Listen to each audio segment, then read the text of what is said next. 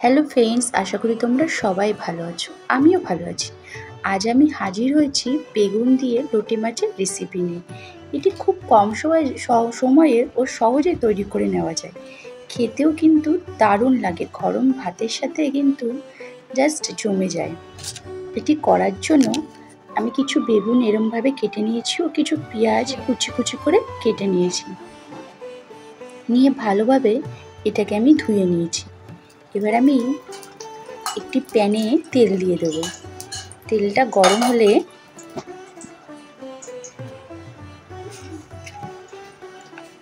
ওর মধ্যে একটু শুকনো লঙ্কা ফোড়ন দিয়ে নেব।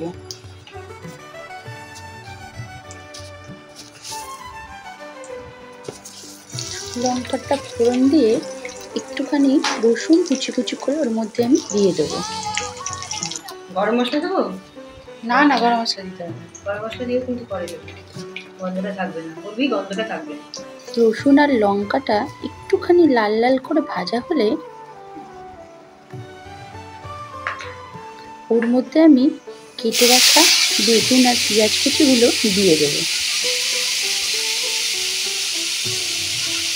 সব বেগুন আর পেঁয়াজটা আমি এবার প্যানের ভেতর দিয়ে দেবো।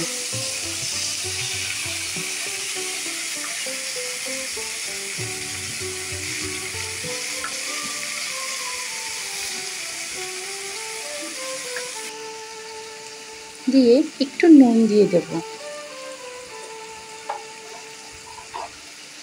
পরিমাণ মতো হলুদ দিয়ে দেব,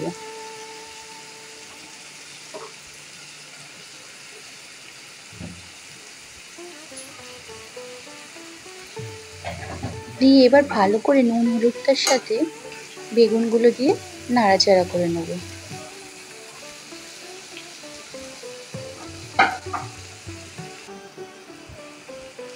এবার লোটে মাছগুলো আমি এর উপরেই দিয়ে দেব।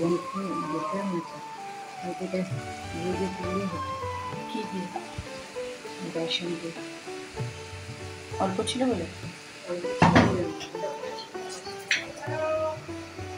দিয়ে ওপর থেকে একটু কাশ্মীরি মরিচ দিয়ে দিলাম। কাশ্মীরি মরিচ দিলে কালারটা কিন্তু দারুণ আসে। এবার এর মধ্যে আমি কিছু রসুন থেতো করে, একটু টমেটো কুচি আর কিছু লঙ্কা ঝিরি করে কাঁচা লঙ্কা কেটে আমি দিয়ে দেবো।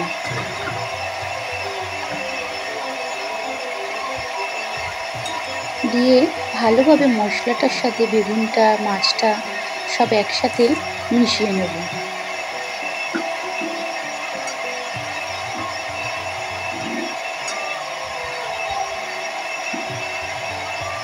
মিশিয়ে নিয়ে গ্যাসের ফ্লেমটা একদম লো করে রেখে দেবো। এটা কিন্তু আমি ঢাকবো না, কারণ লোটে মাছ থেকে তো জল বেরোয়।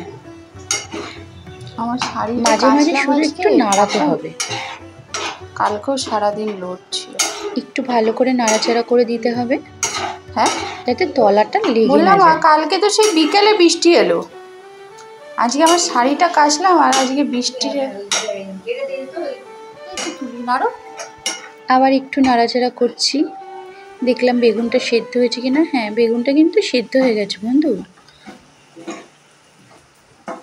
বেগুনটা দেখে নেবেন একটু সেদ্ধ হয়েছে কিনা, আমার শাড়িগুলো কুচকে, কারণ এখানে তো আমরা ঢাকিনি। ঢাকলে লোটে মাছ থেকে তো এমনিই জল বেরোয়, আরও জল বেরিয়ে যাবে, তখন শুকাতে অনেক সময় লাগে। লোটে মাছ রান্না করতে অনেক সময় লাগে।